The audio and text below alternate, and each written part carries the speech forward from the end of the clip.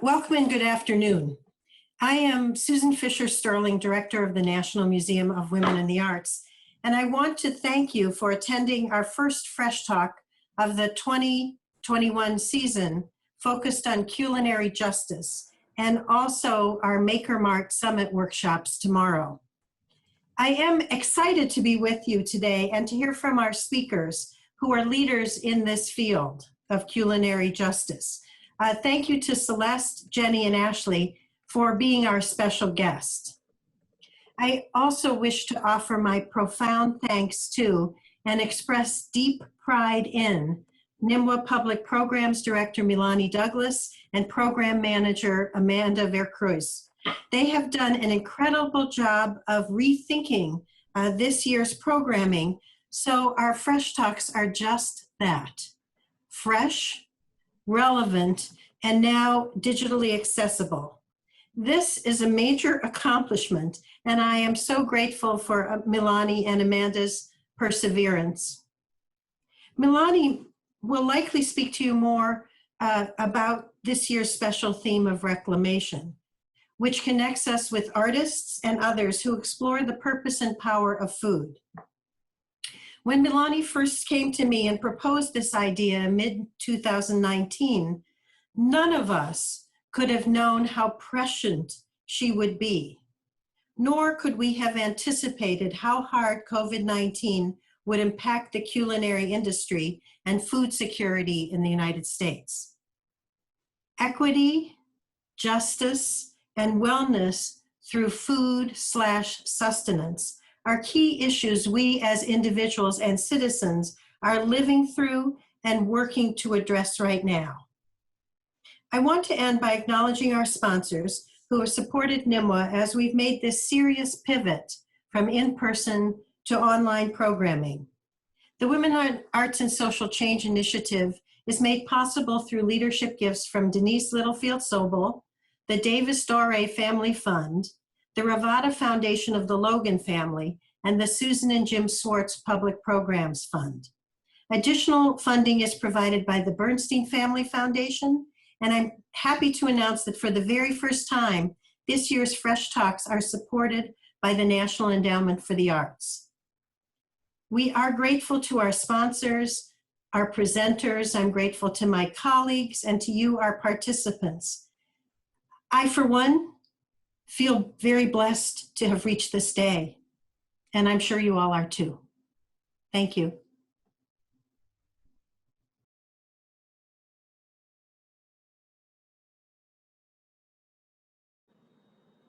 Thank you, Susan, for your wonderful remarks. As always, she gives us a grand example of why she is the captain of this ship, and we are just in awe of her leadership. She has brought the museum through many a day, many a time, and even to this moment where we're in each other's homes, getting a chance to enjoy each other and to talk about this season-long programming that we're doing called Reclamation, Remedies, Recipes, and Rituals, where we are reimagining the domestic space, looking at the art that inspires all art. And it's so amazing how, as Susan said, this moment brought us to the importance of looking at the work that these wonderful women are doing and how it is an integral part of all of our lives. Today's Fresh Talk, Writing the Balance, Culinary Justice, it will explore the inequity that pervades in the culinary industry. We have an amazing group of panelists, amazing group of speakers. The conversations have already been rich, and it is a pleasure to include our audience as a part of it. We have Jenny Dorsey. She is an interdisciplinary visual artist and a professional chef. We have Celeste Beatty, the first Black woman and brewery owner in America. She is the CEO of Harlem Brewing, and she has invited us also. She's in her lab right now as well.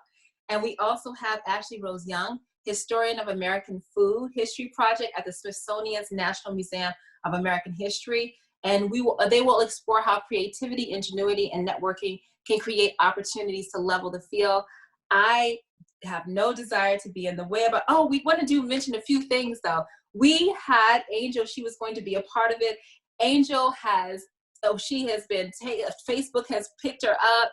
She's out doing amazing things, opening up her shop, The Spice Suite, this Friday. If you're in DC, please make sure that you stop by, check her out. If you're online, check her out.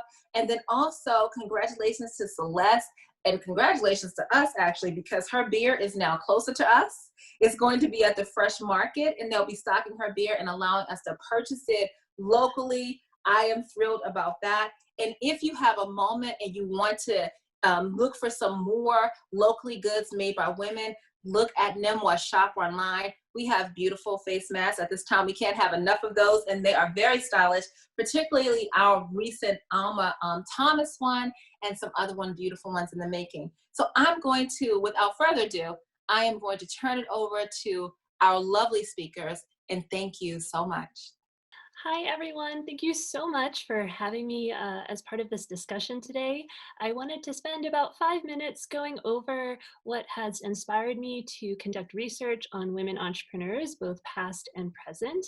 And so this all really starts with my personal history. Well, first, actually, how could I move on to my personal history without first having a toast to Julia Child, whose Cambridge, Massachusetts kitchen is located at the National Museum of American History where I work.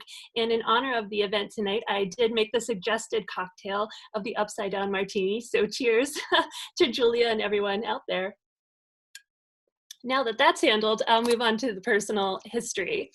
And so I actually come from a family of incredibly strong entrepreneurial women. My family owned and operated grocery stores in my hometown of Pittsburgh, Pennsylvania for 72 years. You can see in this photo here, that's 6-year-old me with my grandparents, as well as my mother and my 2 aunts, who together owned and operated McGinnis Sisters special food stores. So as a young child, I grew up witnessing the strength and tenacity that it takes to run a business as a woman in a male-dominated industry. And I think a lot of my work, as you see, moving forward, has focused on women's entrepreneurship, has focused on strength and often the unrecognized business practices, skills, and ingenuity of women in food and beverage industries. So now I want to talk a little bit about my research, my academic book project, which I started in my PhD program, and I'm actually working on still to this day, revising just prior to this conversation, actually. So the book project is called Nourishing Networks, the Public Culture of Food in 19th Century New Orleans.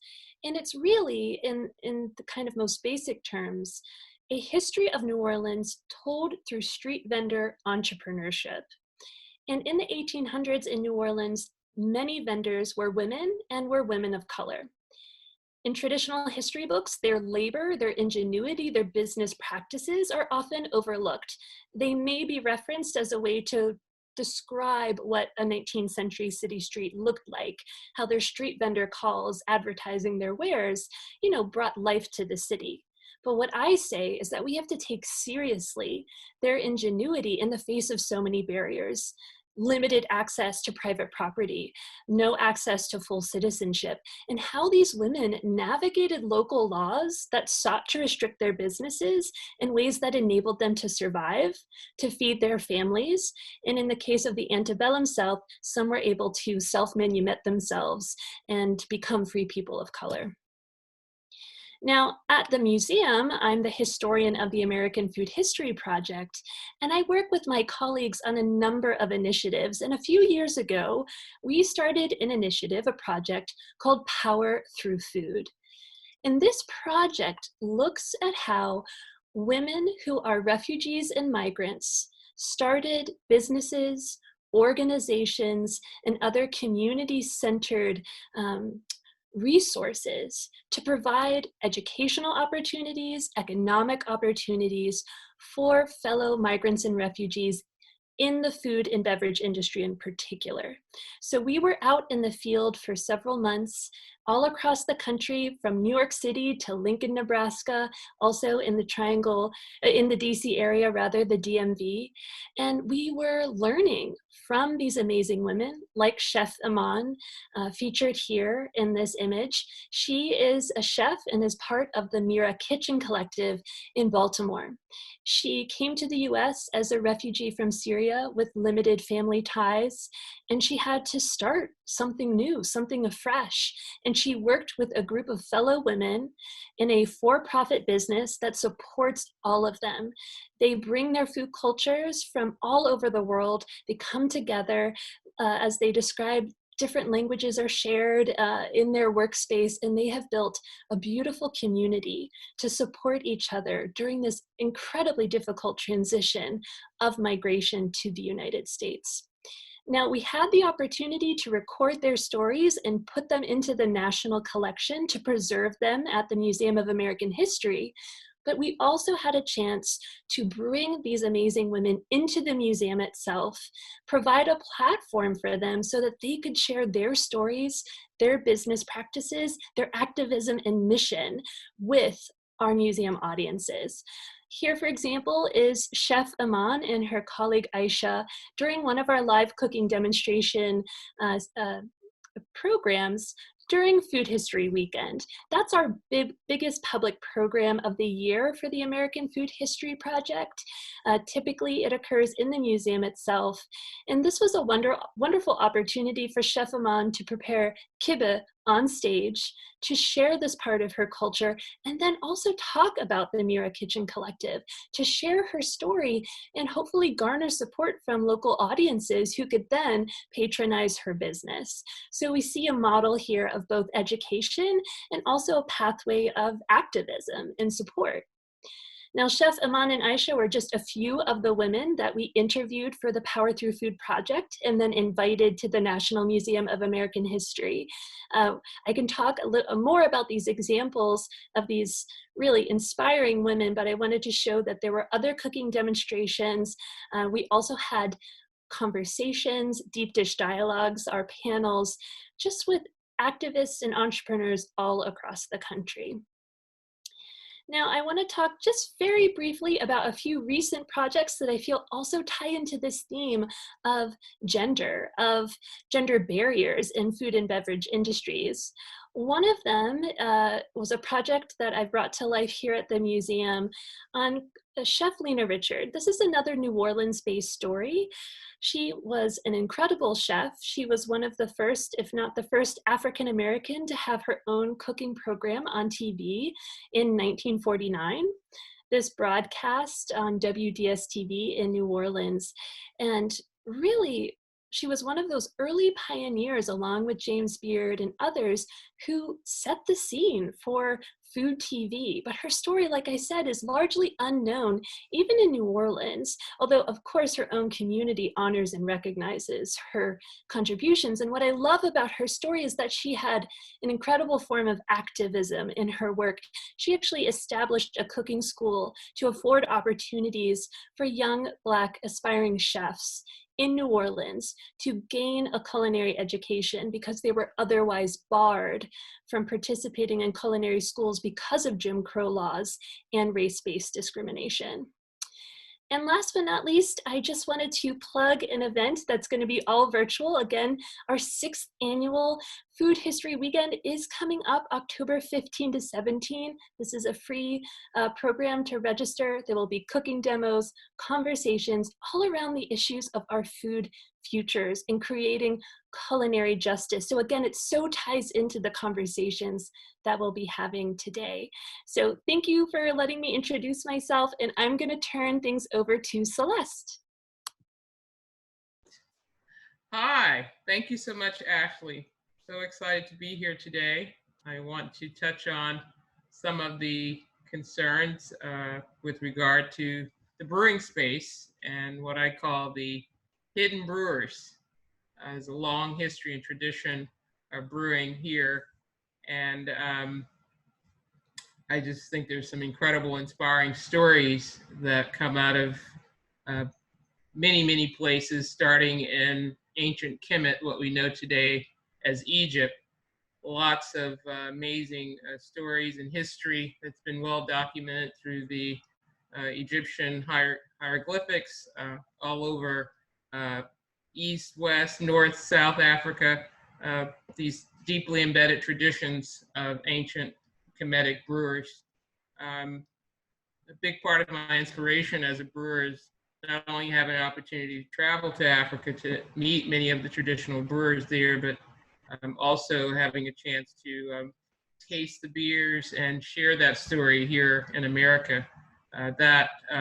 Those stories are oftentimes forgotten because they're sort of hidden in this whole narrative and labeling as being ancient, as if it's been a very long time ago. But in fact, a lot of the brewing traditions that evolved from ancient Kemetic brewers is still practiced today all over Africa. So that is kind of where my beginnings are, having a chance to spend time in Africa, but also connecting those dots back to America. So we're going to go to the next slide. Talking about traditional brewing, I've had the pleasure of getting to know an amazing brewer in South Africa. Her name is Apaway. She's the first woman brewer in South Africa to start her own brewery. She and I communicated through LinkedIn, had a chance to exchange ideas. Her traditions brewing are really very much a part of the African tradition. She now has utilized and leveraged a lot of those experiences from traditional brewing to create her own, I would say, modernized, more commercial brewery today. But all of it, what's amazing about that is a lot of her inspiration comes directly from her life being in Africa, and myself as an African diasporic person, I've taken a lot of inspiration from the same tradition that she grew up from directly. Having discovered that, that's been a big part of why I'm so inspired today to be a part of an industry that, to a large extent, we were not allowed to be a part of because of racism and other issues with slavery, having been enslaved here, traditions that we did have in Africa when we were brought here as and enslaved, those traditions, our ability to practice and sustain those traditions were denied on these shores in America. But today, there's a long-standing tradition there, which I think is just incredible. When we talk about home brewing here in America, you don't think about people in Africa actually being home brewers, but they are the original home brewers, and they still continue to practice a lot of those techniques that we also practice here, which were picked up later on through the European brewing culture as a result of their travels to Africa. So this is Apaway. She is the brewer, founder of Brewster Craft in Rudenpoort, Johannesburg.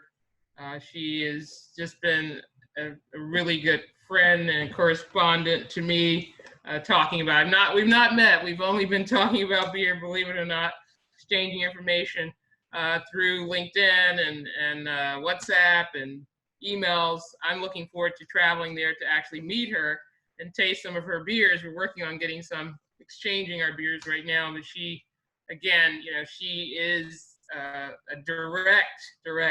descendant very directly to these amazing traditions that I hear so much about when I get invited to beer festivals. There's a lot of discussions about beer and the lack of diversity, and there are 8,000 white breweries in America and maybe 60 Black brewers, but all over Africa, you have thousands of brewers literally that make amazing beer, different from what we have here today, but still these deeply embedded traditions of African brewing. And Apaway is one of quite a number of breweries, but the first woman brewer in Africa to actually start her own brewery, particularly in the southern part of South Africa. So we've really enjoyed this kindred spirit of being able to talk about what we love and how we want to share that with our community. So to kind of take it back a little bit, we talk about culinary injustice and what that means in the brewing space, sort of this hidden sort of history that people don't talk a lot about. Most of the references about brewing in America or brewing history really link more to what happened in Egypt. what we know also is referred to as Kemet. It's all about the Egyptian stuff, but there's been quite an interesting history here in America. Speaking of that, Thomas Jefferson, he had quite a number of people that were enslaved under his place in Virginia, and Peter Hemings was one of the people that he was property to Jefferson, as we understand it, and he was actually quite an accomplished brewer. And I put this quote up there that Thomas Jefferson mentioned because he talks about how Peter Hemings, his slave, who was a brewer, was uncommonly intelligent and capable of giving instruction. Well, he comes from a very long tradition of brewers from the continent. When we were brought here and enslaved, those are traditions that we didn't just forget. Those are things that were very much a part of what we did every day. And many of the people that were captured and brought here and enslaved, they were brewers. They were people that had lives. They lived, they cooked, they had all types of talents, mathematics, teaching. Those are people that actually ended up here. Our ancestors that were enslaved, they brought with them, within their mind and who they were, those skill sets. And Peter Hemings happened to be one of those people that was enslaved at Thomas Jefferson's compound, and he taught other people how to brew. He was not allowed to continue the tradition because of racism, slavery. We had no rights. You had no right to do what a white brewer would have been able to do, which is to open a brewery, open a tap house. He could not do that. So then we have this lost opportunity because of the nature of our lives in this country, where we did not have the generational brewers. Any other brewer would have been able to open up a tap room, establish a brewery, pass it on to his ancestors. We didn't have that opportunity, but that does not negate the importance of the fact that we were brewers. And this is a very, very clearly example of a story of what was happening in our country during that time. And I really want to honor that legacy that Peter and many, many other enslaved people in this country that were brewers, who want to bring that to the light and make sure it's not forgotten. So where are we now? What are some of the things that we can do right now in terms of honoring the history of brewing, making sure that there's a way to sustain that? One of those things is teaching brewing. So I really enjoy having an opportunity to teach classes and bring people into my Brewdio, my live workspace. And we are very hands-on, talking a little bit about the history, talking about the techniques, really giving people an opportunity to tap into the heritage that we have as brewers. So teaching, bringing people into the space, connecting people around the conversation and community of brewing is a really important thing that I think I really enjoy, and I think is important in terms of broadening the playing field, or the hot field, or whatever field you might want to call it, of diversifying the brewers and making sure that we have a voice and we have an opportunity to not just enjoy great beer, but also to make great beer and tap into the traditions that we have.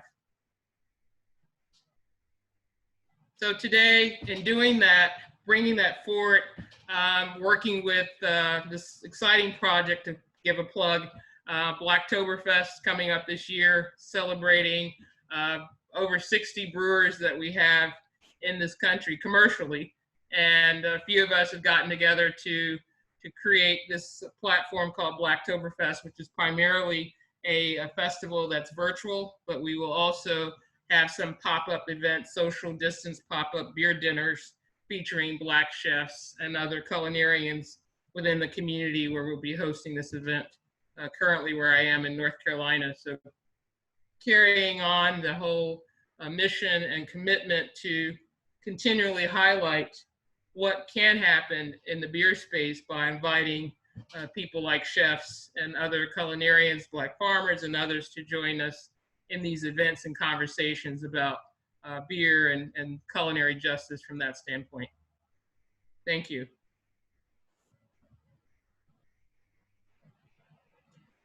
And then on to Ginny. Hi, everyone. Thank you, Celeste. Thank you all for being here today. And thank you to Susan, Milani, Amanda, and the National Museum of the Arts for inviting me to speak. I don't have any slides. I'll be giving a straight talk today about creating pathways to equitable representation in the food industry, and specifically what stands in our way to move towards that goal. I always find that offering some anecdotes helps make things more tangible for the audience. So I'll start with one that dates back to when I hadn't even entered the food industry yet. It's when I'm 6. I am staying overnight at a summer camp in upstate New York, and I've finally come across this notion of ham for the first time. It's this giant slab of pink meat I find absolutely confounding, laying there damply sweating under those cafeteria heat lamps. When I sit down to eat it at the dinner table, I stab the entire thing with a fork, not knowing you're supposed to cut it first. How could I? I'm new to the United States, and I've only ever eaten at home until then, using chopsticks to pick up small slivers of meat. I'll never forget my teacher running over, furious, the tone of her voice as she grabs my hand and waves it in the air for everyone else to see. "We do not eat like this," she says, addressing everyone else but not me. "We have manners." There's a lot to dissect here, but the main point I want to make is how we center, normalize, and glorify whiteness in food. It is not the one way to interact with food culture. It is the only way. You can see this everywhere, from descriptions of ethnic foods, which is almost always correlated with being cheap, to what is perceived as healthy. Consider which chefs are celebrated as pushing boundaries when they discover new flavors like yuzu or Sichuan peppercorn oil, versus someone like me, whose food isn't authentic because I dare put my own Asian American experiences into it. In recent years, we've made some progress against this. Food media has phased out words like alien and oriental from their vocabulary, and been more thoughtful of who exactly encapsulates the universal we. But as an industry as a whole, we, that is, those of us who consider ourselves food professionals, too often still prioritize the white gaze. We assume the audience will need a disclaimer about things like mantou, or to have it rewritten as steamed bun, but we don't apply that same logic to things like sourdough. In fact, we allow sourdough, which is an entire classification of doughs, to colloquially refer to one Western type of bread. And no, there is no slides.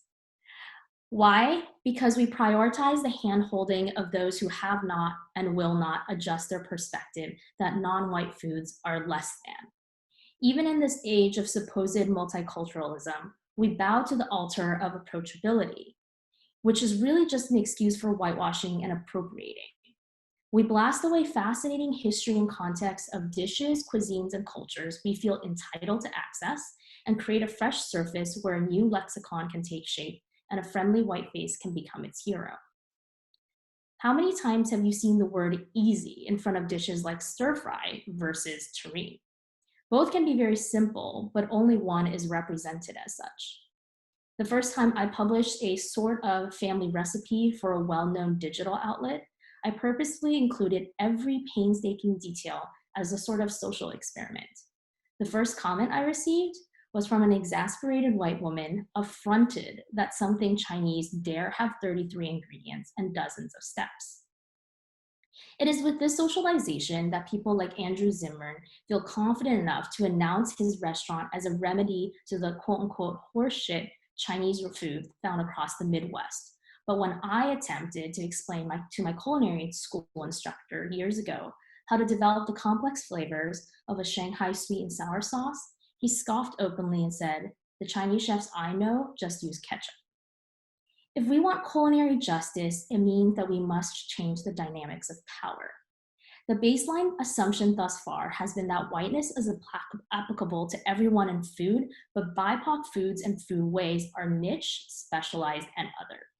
This effectively reduces BIPOC people in food as convenient tokens to celebrate where there is social capital to be gained, or when our month of the year rolls around, but never fully as actualized beings with stories that belong outside of diversity programming and in the regular lives of American people. Within our existing power structures, my work is classified as adversarial, uncomfortable, and only pertinent to people like me. But how can that be true when race is a social construct, a relationship that requires multiple parties to exist? It was a white man that coined the term model minority, a myth that has permeated every day of my life. And somehow my dish that examines this idea is labeled as irrelevant to white society. If we hope to change the lens in which we literally and figuratively consume food, we must move past the falsehood that food should only ever make us feel good or bring us together. Food is meant to challenge us, and it does not owe you or me or anyone else approachability. And in that same vein, the people behind that food were not put on this earth to offer anyone access to something new or ease white guilt or be a stepping stone towards cultural inclusion. We are here to live fully, to love passionately, to hurt deeply, and perhaps most importantly, to eat thoughtfully. Thank you. Jenny, thank you so much for your inspiring words, as well as Celeste. It's been great to learn even more about your stories. I wanted to let our participants and our audience members know that we're going to have just a conversation right now between the three of us to kind of dig a little bit deeper into some of the themes that we've presented in the beginning of the program. And then after that, as Amanda indicated in the chat, we will open things up to a Q&A from all of you. So please keep adding your questions to give those to Amanda through the chat function, and we'll answer those around 5:25. But in the meantime, I kind of wanted to return to some of these really salient points that Jenny and Celeste both mentioned. And given that we are in a global pandemic at this point in time, I was wondering, over the past many months, how have your daily lives changed? How has your work and your activism changed in light of the pandemic? Have new insights emerged, or are we really just shedding a stronger light on issues that have always been present? I would love to hear a little bit more from the two of you on this idea of how the pandemic impacts your daily life. Yeah, for sure. I mean, I think the hardest thing about the pandemic is that we obviously are all digital now, and the reality is you can't quite replicate a food experience virtually. It's not just about the actual physical eating, but it's also about the atmosphere, and it's also about, the level of openness and vulnerability that you're able to kind of have. So we've just been trying to find essentially a new paradigm where we can replicate as much of it as possible, where we can. Finding essentially new boundaries and new rules to establish with our participants, whether that's with a panel or a cooking demonstration or a dinner, a quote unquote virtual dinner. We've been trying to find ways of how do you really get people to open up and talk vulnerably and honestly with one another. A lot of it has been just trying to understand how to navigate this idea of safe to brave spaces. We talked a little bit about on our Instagram. There's this concept of safe spaces where you want to be, everyone is safe, everyone can say what they want, everyone is comfortable. And that is good, but at the same time, when you are safe and you are comfortable, we never really reach the end destination of, okay, well, how do we enact change? How do we give people steps towards doing something real, whether it's in their personal lives and their relationships and their communal lives? And that's what we are always trying to do as a nonprofit. So it's been really just trying to bridge that gap.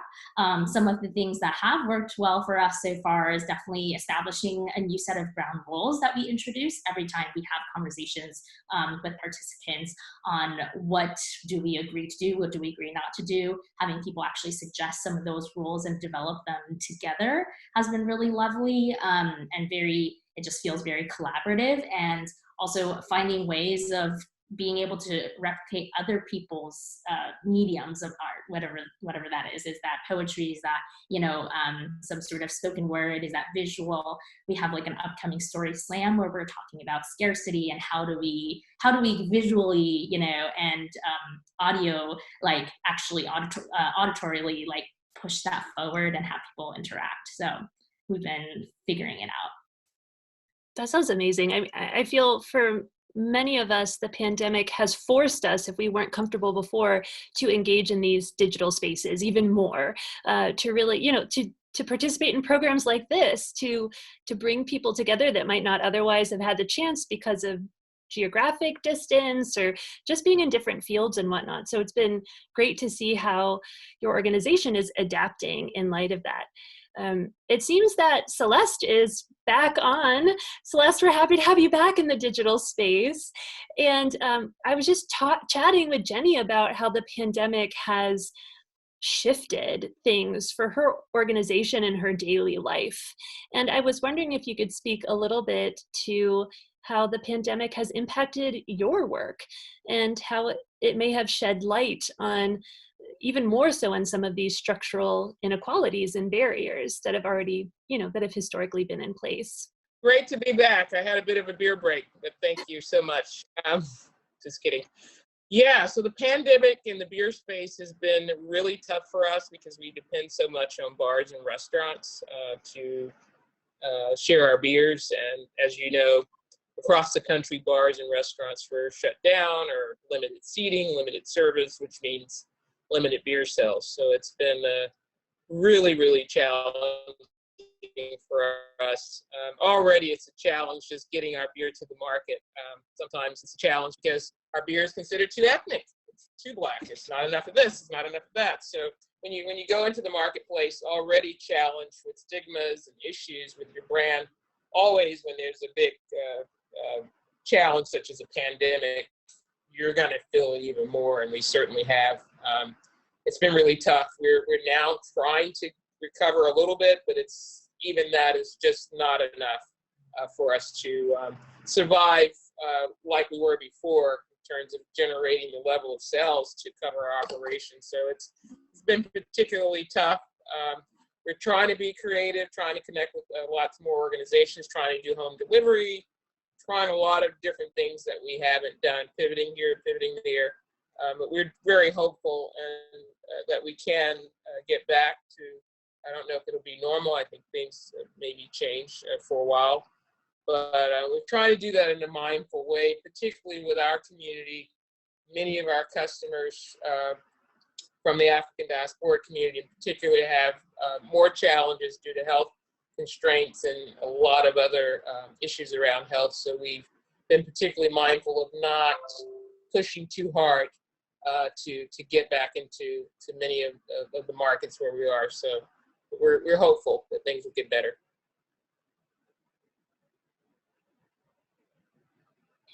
So you were just mentioning markets, and I know that Milani in the beginning of this discussion talked about the importance of networks in understanding how gender works in food and beverage industries, but not just gender as an identity category, but as we were talking about race, ethnicity, socioeconomic status. And Jenny, I was intrigued when you said that your work, or people have criticized your work by wrongly saying that it's only catering to a particular kind of person, someone who is quote unquote like you. Now, I'm wondering, like, from a practical standpoint, one, are you trying to reach broader audiences, and how do you define broader? Are you looking at, geographic region? Are you looking at different socioeconomic status? And who are the most difficult people to reach? And how are you actually, if you're attempting to, how do you get your message out to them? Do you think it's even possible? What are the pathways to actually create change, to change those attitudes around food, and to decenter whiteness, and to decenter the normativity of Western European culture in the US? I'm curious about your strategies and any of the roadblocks you've faced and the ways you've worked around it. Yeah, one of the hardest things, I think we're having a larger social conversation about it now, I guess better late than never, is that racism, sexism, all of those things all the isms can't be fixed by the people that experience them. You cannot wait for Black people to fix racism because racism was created by white people. I mean, it's a very simple concept, but we just don't like to acknowledge it because it's uncomfortable. And so similarly, whenever we try to bring our experience, so we have one virtual reality exhibition dinner experience that talks about the Asian American identity, it's called Asian in America, to places that don't have large Asian demographics, the pushback is always, well, there's no one here who is interested in that. And that's always fascinating to me. It's like, well, I don't think this is only Asian Americans are well aware of how we're oppressed. I think it's everyone else that, BIPOCs generally don't need to be reminded of what's going on to them. And so it's always been pushing it back against that sort of closed-mindedness. And unfortunately, a lot of times where we experience that the most is working with diversity, equity, and inclusion places in corporate sector, because they want to be so inclusive that means, again, back to the safe and brave spaces, is about making people feel comfortable. We don't want to actually challenge anything. We just want that token individual to come and say, oh, look, like it's Mid-Autumn Festival. We love, I was literally at something where we talked about tolerance for 5 to 10 minutes. And like tolerance doesn't solve racism, And so it's at the end of the day, it's on the people who want to change to actually change their minds. And then there's going to be audiences that will never be able to reach, and we've kind of come to grips on that. So I think in terms of answering your question, our strategy has been trying to find the places where we should pick a fight and trying to find the places that we're just not going to be successful. That has been really, really hard.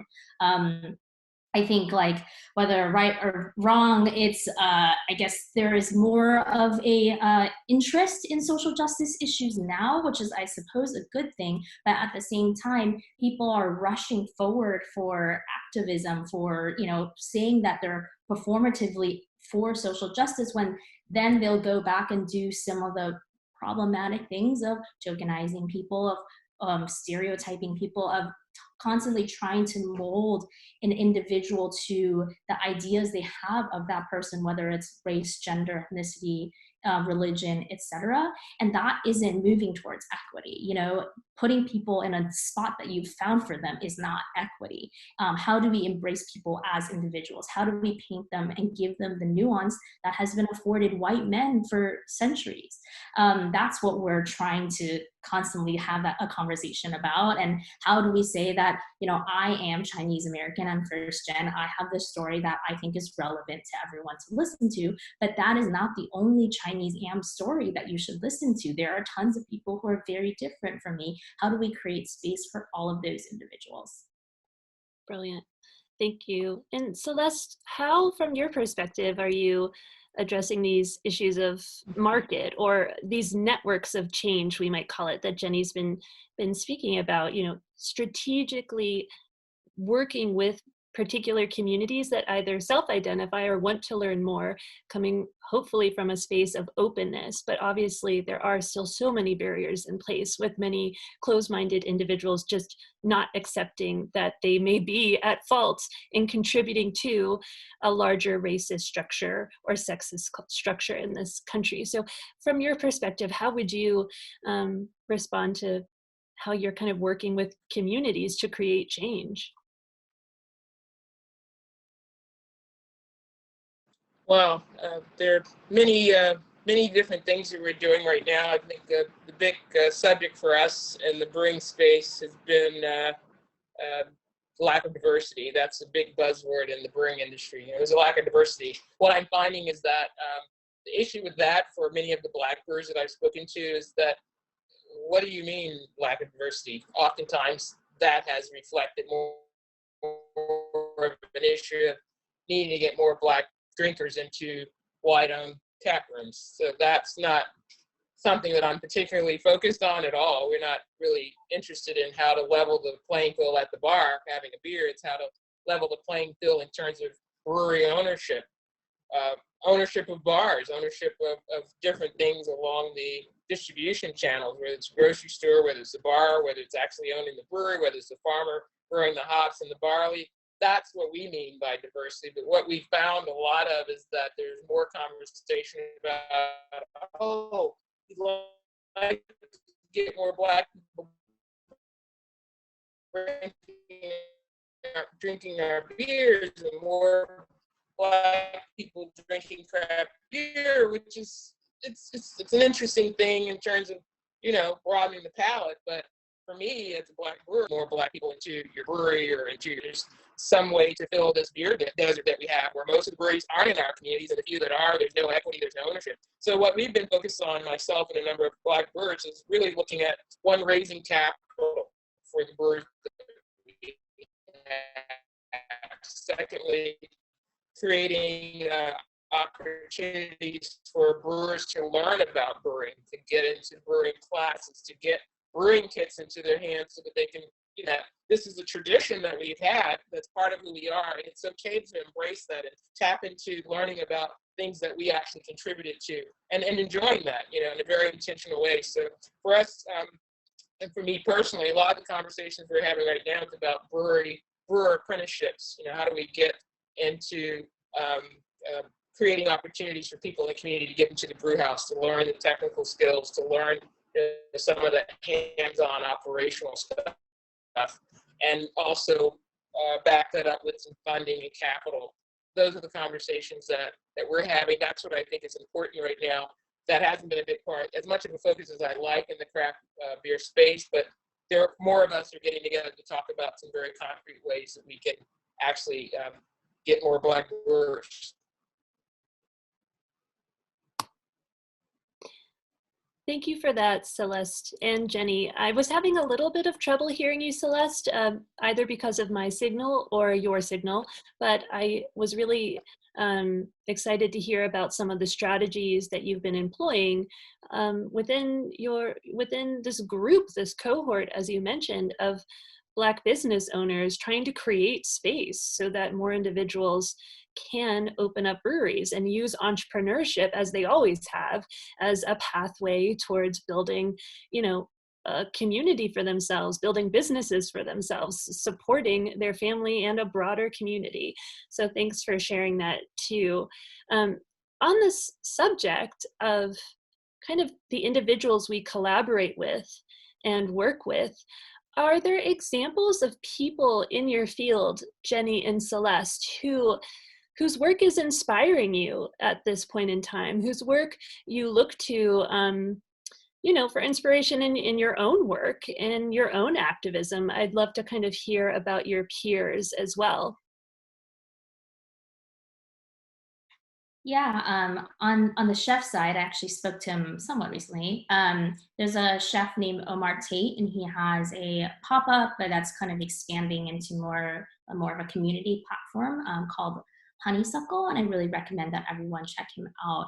He's just done a really beautiful job of not only being able to tell stories about his own upbringing, but also talk about what Blackness in food looks like, and do it in a really, really multidisciplinary way that I think has been very inspiring for my work. We had a nice little phone call about like the different ways that we look at how do you not only have a story behind the food, every chef generally has a story behind what they make, but also translate that story into different mediums for your audience to interact with. How does that audience literally eat the food? How do they hold it? What do they feel when they see it? What sort of emotions does that bring up in them? Is there poetry? He's an amazing poet. So just being able to work off all of these mediums and bring it into something really beautiful has been really inspiring and lovely to see. I also definitely recommend following Ashton Berry, who's an activist. She mostly works in beverage, but definitely in food as well, beverage hospitality. And I've always just loved reading her work. She does a lot of work on Instagram as well as her Patreon, just understanding how she thinks about the world, how she thinks about communication styles, how she thinks about relationships, has really helped me expand my worldview and also sometimes understand where I think about things in a way that's not actually helpful for others. You know, I think right now we're all rushing towards being in solidarity with one another, but solidarity is not what you decide what solidarity is. How do you have enough intimacy with the people that you want to stand in solidarity with and listen to them? And Ashton has been really amazing source in just helping me learn what that means. So definitely recommend both of them. Thanks. And Celeste, are there other individuals that you'd like to, I don't know, just draw attention to in your community or in your industry? So people that I admire, programs, etc. One of the things that I'm enjoying right now in the community where I am, and I kind of between days since the pandemic, is really looking at ways we can collaborate with community organizations. So one of the organizations I'm really enjoying working with is called the OIC, and the OIC is Occupational Industrial Center, I believe. I always forget what those letters stand for sometimes, but they are a workforce development organization. And one of the things that I'm enjoying about them is that they looked at what we were doing with brewing here, myself and my partner, Brianna Brake, another African-American brewer here in North Carolina. So they started looking at what we can do to kind of develop a workforce development program around brewing. And I thought that was really refreshing to be able to have an opportunity to see how something like brewing, we can take that brewing, craft of brewing, and translate that into an actual job or an actual entrepreneurial opportunity for local people here. So through their workforce development program, we've developed a curriculum, and working with them, they thought, well, brewing, workforce development, not sure about that, but it was very exciting to see how we were able to develop a curriculum to teach local people in the community how to brew beer, how to look at that from an operational standpoint, how to look at that from a tap room standpoint. So I really appreciate the inspiration they've given me to look at how this can be done and how we can build a program in the local community around brewing. I don't know if you're hearing me. I hope you are, and I apologize if you aren't. We can hear you loud and clear, Celeste, and thank you for sharing that. I was going to comment too that in the field work that our team has done, working with the Power Through Food Project, you know, I mentioned that we were interviewing and we were learning from entrepreneurs who are migrants and refugees, and we've also worked with some of them who've started you know, organizations to support community members. That includes workforce training programs to gain the culinary certification to work in food industries. That includes, you know, support childcare so that they can go and train, as well as some financial support as well. It's been really interesting to learn about the day-to-day, like I said, economic support so that these women in particular can establish themselves here in the US to help break down some of those barriers. Language barriers are huge too, so providing language classes. I mean, the food industry historically has often been a space for recent migrants to find an economic toehold in the US, but Yes. that doesn't mean it's not an issue. So having language classes with La Cocina VA, for example, is an organization we've worked with, or Eat Off Beat in New York City is another, same with Emma's Torch. These organizations provide those culinary training skills, but also language skills and other support, like I said, with childcare. And what's been interesting during the pandemic, you know, we build relationships with individuals whose stories we bring into the National Collection in our museum, and we obviously continue to stay in touch with them to see how their stories, their lives change. And the way that many of these organizations pivoted during the pandemic has been, I mean, they've had to just completely change their models, often to close down their educational training and also just feed families, to feed communities who are unable to access food, especially in those early weeks of the pandemic, when it, you know, there were food shortages and accessing grocery stores was dangerous to people's health. It was inspiring, really, to see how these community-centered organizations within a week, possibly 2 weeks, completely changed their model to open up relief kitchens and to create affordable food, often serving recent migrants and refugee community members. So I just wanted to add that in to build on your point, Celeste, that community organizations are so key to supporting, you know, people who are most in need during these kind of pivotal moments.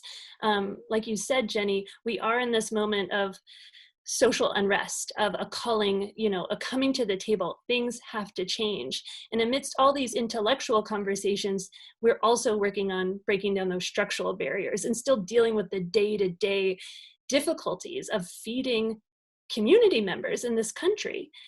That, at the end of the day, is still something that we as a community, as a country, have not been able to solve. But hopefully together and through the work that you're doing, we can inch closer and hopefully take steps and leaps in the future to getting food access and security. So I know we're around 5:25, so I'm going to toss things back to Milani or Amanda here, because I think this is the point where we get to address some of the questions from our audience. Yes, I am going to be asking the questions on behalf of our lovely attendees. And what you just said is perfect. We have a question from one of our attendees that says, how has the pandemic affected all of your jobs and goals for the future? So whoever wants to start that off first.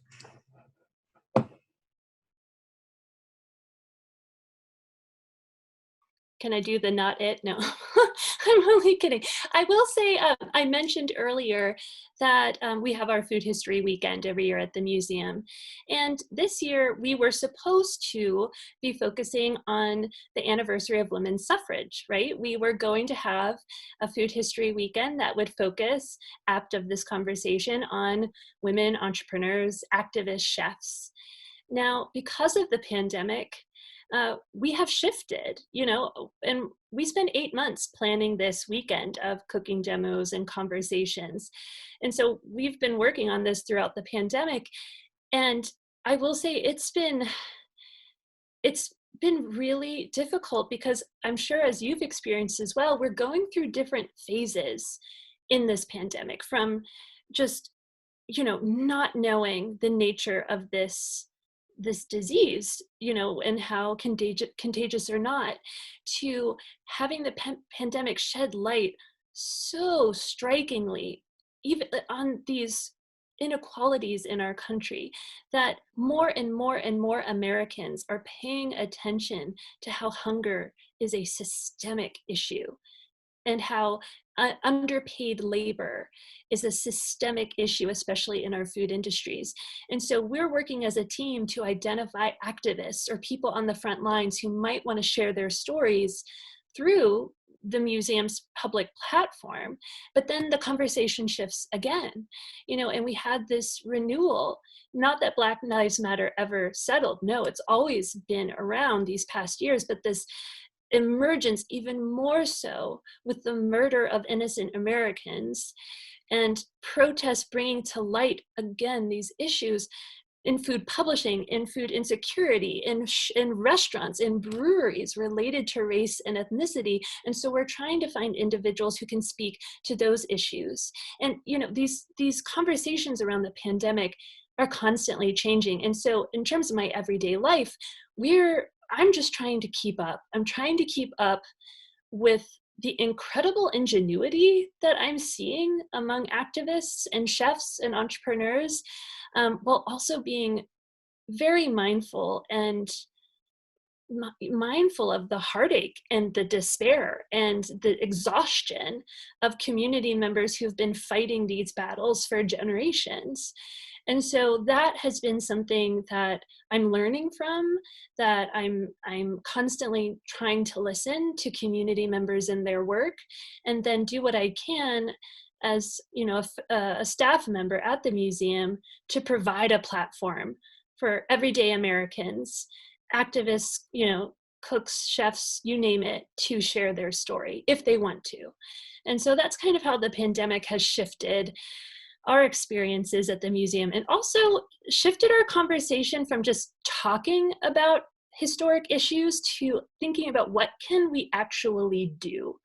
We want to bring people to the museum to speak to our audiences who have tangible ideas to move forward, to act, to be an active citizen, and to contribute in a productive way to change. And I think that kind of speaks to both what Jenny and Celeste have been saying, that you have to have a community that's willing to have a shared mind space, that's willing to change and to change things about themselves and recognize the ugly parts of themselves and the good parts of themselves to move forward. So that's a little bit about how the pandemic has completely unsettled my everyday work, but obviously, I think for the better. The pandemic is certainly affected. The pandemic, and I would add, I don't know if we're going to get to this part of the discussion or if it's part of it, the pandemic and the Black Lives Matter movement, social, economic aspects of it is definitely that together, because in my mind, they're two separate things, but they're happening at the same time, has created a lot of mind shifts in the community where I am. Certainly on the pandemic, we were even more mindful than ever about family members, our exposure, what we do with our work and daily lives, how we expose particular family members, our elders.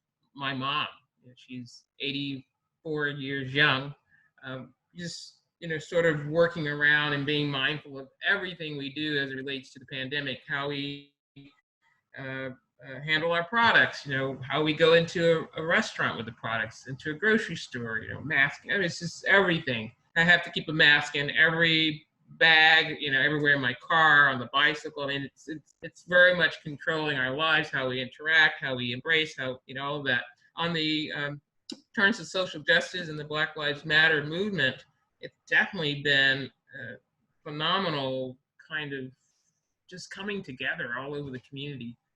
Collaboration in the community with entrepreneurs and resources has been like nothing I've ever seen. And this has been because of the pandemic's difficulties, that shift and focus on community engagement and the economics and resources part has helped me kind of get through the pandemic in a lot of ways, because so many people are working together in the community, outside the community, different cultures, different races, but certainly inside the core community, so much support and just creativity, new ways of thinking about doing stuff. It's just this amazing convergence of collaboration and support. The pandemic on one end forcing that, and then the movement, social justice, just creating this whole sort of, it's hard to describe it. It's an amazing time. There's a lot of great stuff happening, and at the same time, we're dealing with the pandemic. So it's been very encouraging to me to see how that gets translated in terms of businesses and local people getting the resources and support. So I'm really encouraged in a lot of ways, while we also have this whole pandemic thing going on at the same time. That's awesome. And I actually have a question specifically for you that's kind of along those lines. Kendra, one of our attendees, wants to know if there's like a way to support like Black brewers and brewers of color by online resources, or just what are the ways that they can support the business, especially during this pandemic?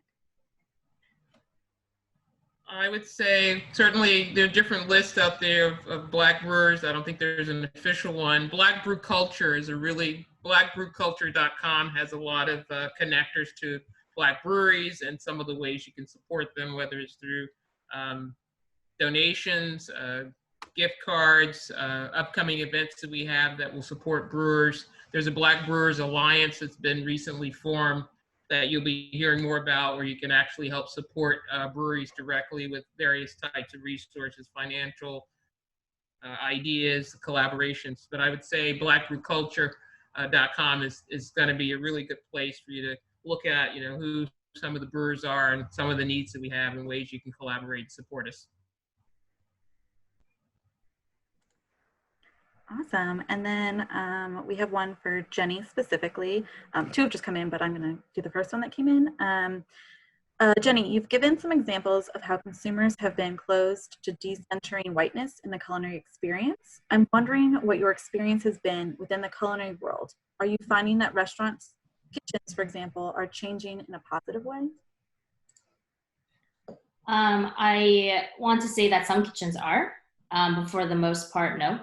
The reality is the kitchen system as it is currently built and generally widely accepted in the US is built on something called the French Brigade system, which is, I mean, I've talked about this a lot recently on my Instagram, which is essentially founded on ideals of anti-intellectualism and is built on a lot of oppressive theory on not only how the system should be run, but who has and does not have power within that system. And while that system is designed by a white man and was influenced by the military and more white men, naturally you can kind of guess who falls at the bottom of that system. And if you look at how restaurants, not only, it's not just about what the menu looks like, it also is about what the restaurant composition is. And it's not good enough to say, oh, look, like we have dishwashers, porters who are BIPOC, or maybe we have a couple people who make it up to sous chef. If there are no pathways to leadership for BIPOC people in restaurants, then we cannot have equity. And we also can't have equity if people in leadership positions don't step down and allow that to happen. So I think the kitchen industry is reconciling with that right now. And it's been really hard because for a long time, we knew that the restaurant model was broken. It was not a secret that restaurants were struggling to survive, that margins were thin. I mean, if you look at hospitality and restaurants, it is built on this plantation economics model that used to be supported by slavery. So of course it doesn't work when people are now being supposedly getting paid a living wage. And so we've slowly been trying to make it work by essentially exploiting the most vulnerable populations that we can. Usually that comes in the form of undocumented workers or formerly incarcerated people, people who don't have as much of a voice and are disenfranchised from our society.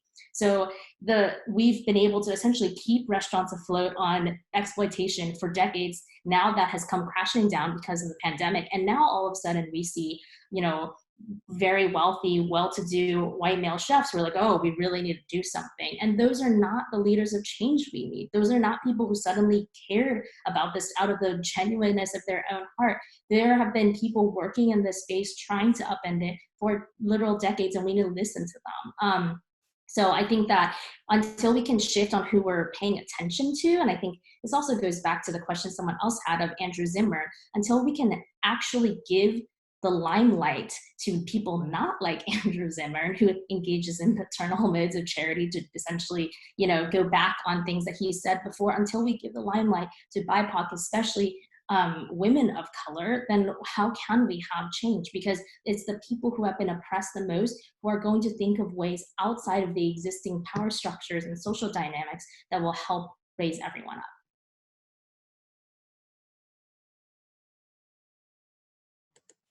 Awesome. Thank you so much for all of that. I think we're gonna do one more question before we head out to our cocktail hour. And it's kind of a general question because I just wanted to end with one that everyone could possibly answer. And Carmen just wants to know, what are some of the main barriers for women to enter the culinary industry? If there's anything specific, and if there are any percentages that you can share. I think she's just interested in some gender statistics, if you know any off the top of your head.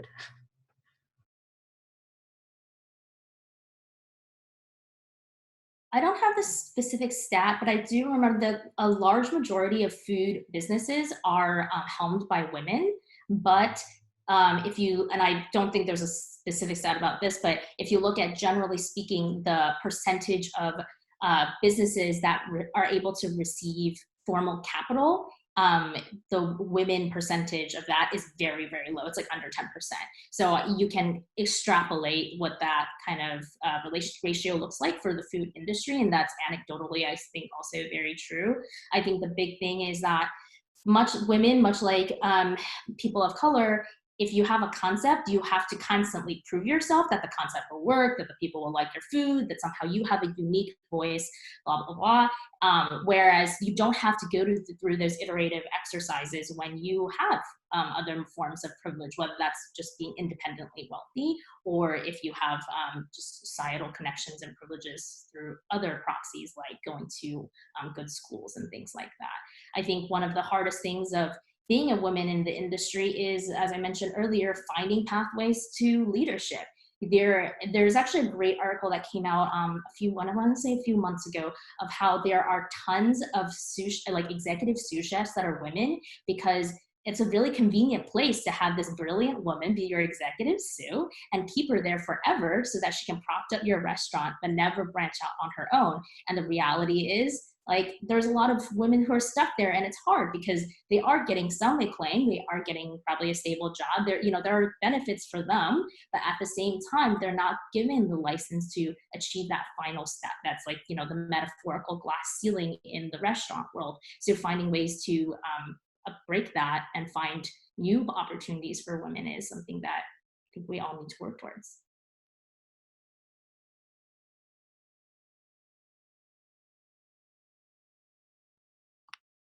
I can share a little bit from my historic research as well. Drawing, you know, everything that happens in the past repeats itself. Again, we know this, that common adage that history repeats itself. So I did mention briefly earlier in my talk that I do focus on women street vendors, right? Street vendors in general, many of whom were women in antebellum New Orleans and 19th century New Orleans. And, you know, we have to think about how labor is gendered and why it's gendered. And so at that time, many of these women were enslaved, some were free, but they did not legally have access, for the most part, to private property. They could not open a store. They could not rent property. They could not buy property. In some cases in New Orleans, yes, free people of color could do so, but it was quite difficult. And so they had to find other ways to survive. And that meant going to the streets. The streets weren't private property. They were public lands, sidewalks, you know, public squares. And they would set up itinerant restaurants. They would set up stalls and stands that kind of mimicked and looked like those businesses that took place in a shop or an actual restaurant space. But again, they didn't have access. So they had to pivot in the ways that they could. And thus, most of the vendors at that time tended to be women, white and Black, also indigenous women in New Orleans. But what's interesting within the context of the antebellum South, you know, women were only going to be able to reach a certain level of empowerment within traditional ideas of power and belonging. But what I try to do is I say, okay, you know, they were not able to overturn these laws per se, right? But within them, how did they navigate around them? How did they live in these liminal spaces where law didn't really, maybe they weren't as regulated as shop owners, maybe because they were mobile vendors and their restaurants could move every day. They could evade these police officers who were trying to shut down their businesses. And so I'm really interested in how women, when in these incredibly oppressive institutions and who didn't have access to citizenship to change the law, how they kind of redefined belonging, how they still built a customer base, how they still built trust among a diverse New Orleans population, how they advertised about their wares by singing about them, by crying out about the sales that they were having, rather than publishing in the local paper, because they were often denied access to education, to be literate, and often didn't have the expendable income like white male butchers from Europe. They were advertising in the local paper because they had access to education. It was illegal for many enslaved people to be literate at that time. So I find it really interesting, kind of looking historically back, when citizenship was not a reality, when educational opportunity was not a reality, how did people, especially women, despite all these barriers, still establish businesses and legitimate businesses that were profitable? So much so that empowered white men would complain about the power and control that enslaved women exerted over the local food economy, that they set prices, that they shaped the way people were eating and what foods were of interest. And it bothered empowered white men and empowered white women. And so I find that dynamic fascinating, and I find it inspiring to, you know, despite all these barriers in place and the horrific conditions of slave society in the antebellum South, these women carved out a space for themselves in the streets, literally, and built businesses, often illegal, to survive. And obviously illegal as defined by who, right? empowered white men. So I just wanted to add that kind of historic taste tidbit to the conversation. Before I close out, is there anyone that wanted to say any final thing, or I think you all just really covered so much.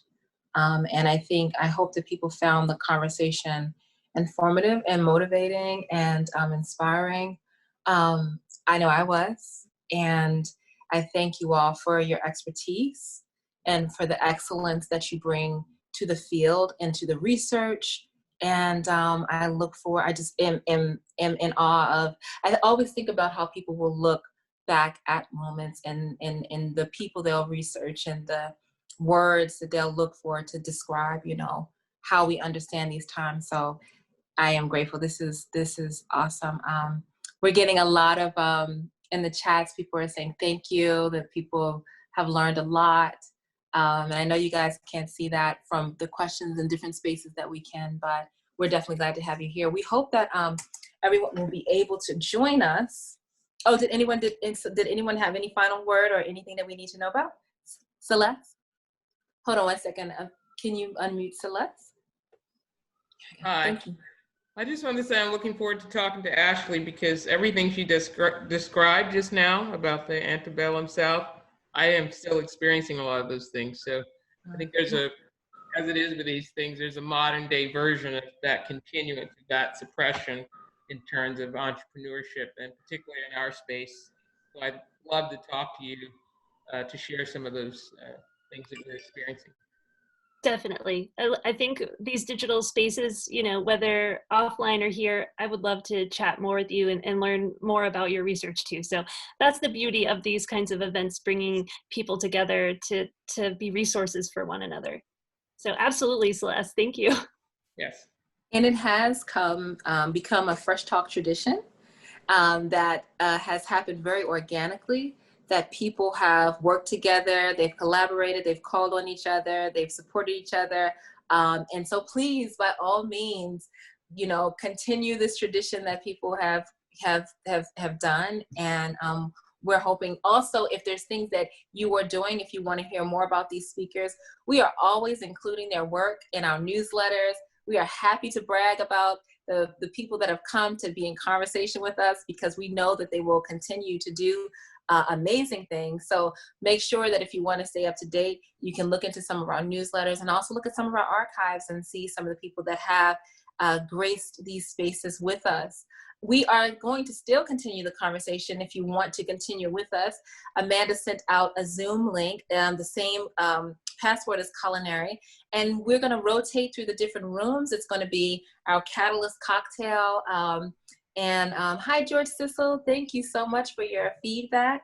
It's going to be our Catalyst cocktail, and we'll rotate through the different rooms. So everybody can freshen up your drink, freshen up whatever is in your mug, whatever's in your glass. And then we'll see you in a few minutes and the Catalyst cocktail.